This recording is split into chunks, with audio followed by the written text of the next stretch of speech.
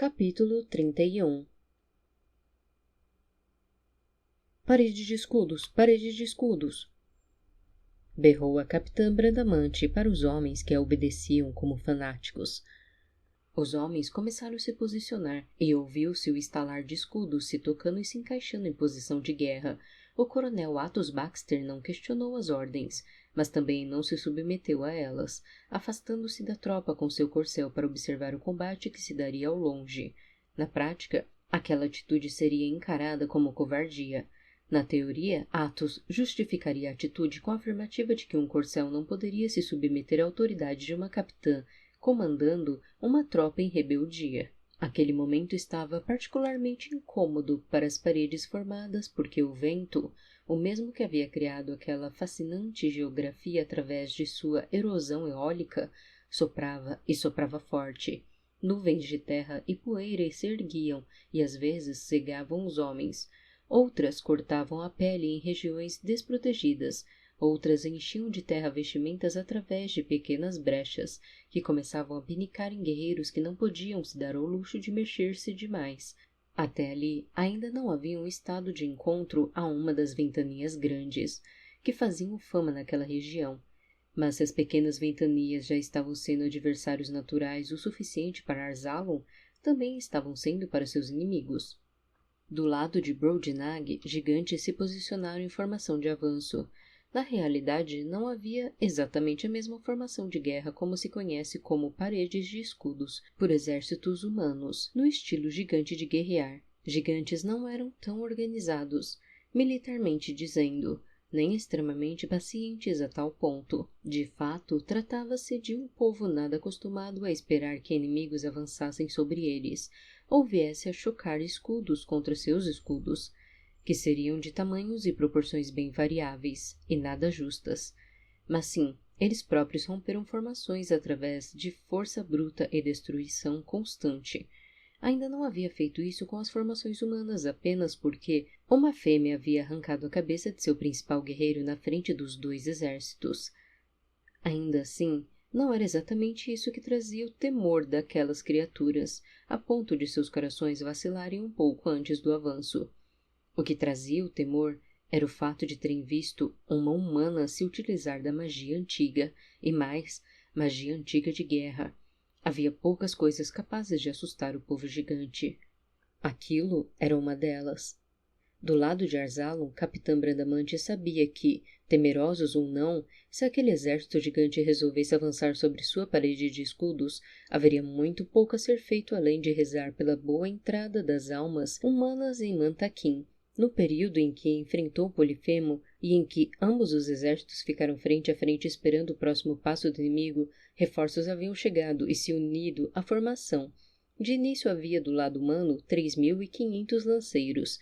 1.500 eram ainda prometidos, e algo em torno de 500 desses homens esperados realmente haviam chegado e se unido à linha de frente de parede de escudos, que estava sendo formada. Homens que não haviam tido tempo de se embriagarem e que escutavam rapidamente através de palavras exaltadas o feito perdido da capitã de Arzalon momentos antes. Atrás da formação militar dos lanceiros, prestes a proteger a retaguarda e os flancos da parede de escudos à frente, estavam os mercenários. Na teoria, eram em torno de 5.000 homens, mas na prática esse número é menor, pois muitos destes estavam doentes devido às condições de higiene de uma paliçada de guerra ou acovardados demais para mostrar na prática a coragem duvidosa que aflige o homem diante de um campo de morte. Muitos pensavam em desertar da própria formação no campo de batalha, mas a tropa daqueles que se postavam atrás eram os únicos obstáculos que os impediam. Atrás dos mercenários estavam os arqueiros, senhores das temidas setas. Sua função estava em provocar a formação fechada de escudos inimiga de forma a lhe causar desordem e temor, enquanto seu próprio exército avançava e rompia a parede inimiga, e também eliminar desertores que resolvessem se acovardar nos momentos que antecedem o combate. Estavam em número de 1.500 e tinham a melhor expressão de saúde física dentre os soldados presentes. Logo, Arzalan possuía 4.000 lanceiros, 1.500 arqueiros e algum número no caminho entre 4 e 5.000 mercenários, totalizando quase 10.000 homens presentes. Brobdingnag era composta de 5.000 gigantes, menos um campeão morto. Ainda assim, se o confronto direto se desse, não seria a proporção de 2 humanos para um gigante uma equação justa. 5 homens bem treinados para um gigante talvez o fosse. 2 definitivamente não. Da forma como aquilo se daria, por mais motivado que seu exército estivesse, Arzalan estaria condenada, e Capitã Bradamante sabia disso. Onde está a enfermeira que pedi? Esbravejou Bradamante para o primeiro sargento que avistou. Já está presente, capitã. Aos poucos a enfermeira assustada se aproximou, ao lado de soldados tão cheios de questionamentos quanto ela. De fato, a capitã Bradamante anteriormente ordenara a um de seus soldados que pegasse seu corcel e corresse até a paliçada, trazendo de lá a enfermeira mais feia que houvesse no lugar. Apenas isso, sem motivo ou razão aparente. Verdade, porém, seja dita, o sargento havia cumprido a missão com louvor. Qual seu nome, enfermeira? Perguntou a capitã, sem prestar muita atenção na jovem. Não deveria ter mais de que 25 anos, mas parecia mais velha.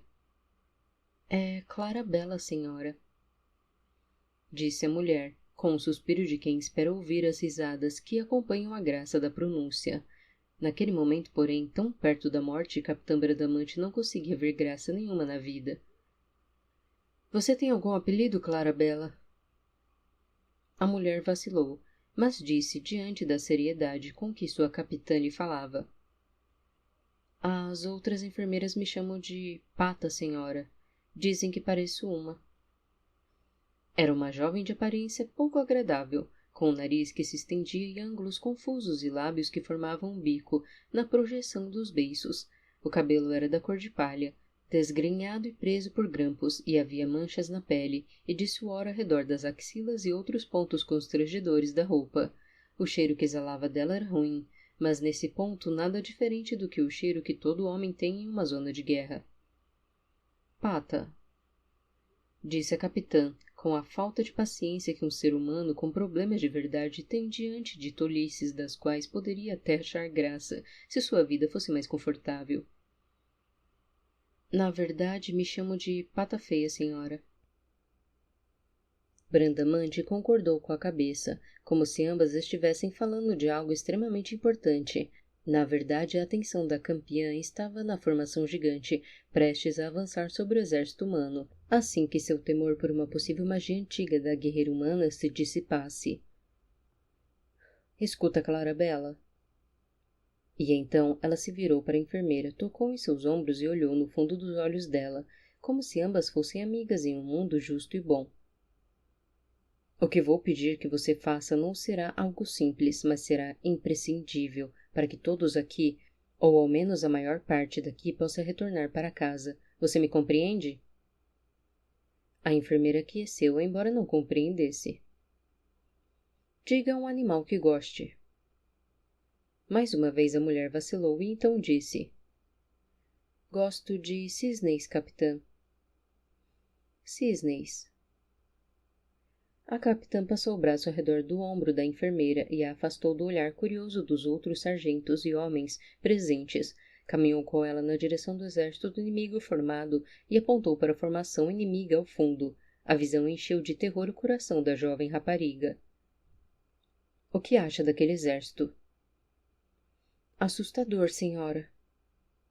Sim, ele é. Sabe o que aconteceria se eles já tivessem avançado sobre nós? Provavelmente muitos soldados nossos estariam mortos. Provavelmente todos, inclusive vocês, enfermeiras. A jovem voltou a se aterrorizar. A capitã a continuava abraçando como uma velha amiga, e Clarabella, por um momento, desejava que o mundo fosse daquele jeito, e que pessoas importantes como aquela a tratassem com respeito e maneira singela, como naquele momento. Na verdade, não apenas pessoas importantes, mas qualquer pessoa que não a julgasse por sua aparência fora dos padrões. Entretanto, se você passar pelo horrível sacrifício que irei lhe pedir, eu garanto a você que ninguém mais lhe chamará de Pata. Nem feia, porque você terá se tornado um mito, e eu vou garantir que nossos bardos cantem as melhores canções com seu nome. O rosto da mulher pareceu se iluminar, como se o mundo não estivesse em guerra. Capitã? Você não será mais uma pata feia entre cisnes, Clarabella. Você será ao meu lado uma das mulheres que fizeram história neste mundo e terá seu próprio conto narrado entre crianças. A mulher ficou em silêncio, tentada pela proposta, e somente um coração inseguro sabe o que é ver oferecido a si a estabilidade. Você será o mais belo cisne dentre os cisnes. A enfermeira chegou a sorrir, ainda que a vida continuasse tensa. Ao menos por um objetivo como aquele, de repente parecia ser possível viver. De fato, é curioso como o ser humano pode viver e morrer por causas significativamente diferentes. O que você precisa que eu faça, capitã? Brandamante adorou aquele tom de voz seguro, e então a capitã da Guarda Real, campeã de Arzalo e comandante temporária de uma parede de escudos, explicou à enfermeira Clarabella o que necessitaria tanto que ela fizesse para poder tentar vencer aquela batalha. E assim foi feito.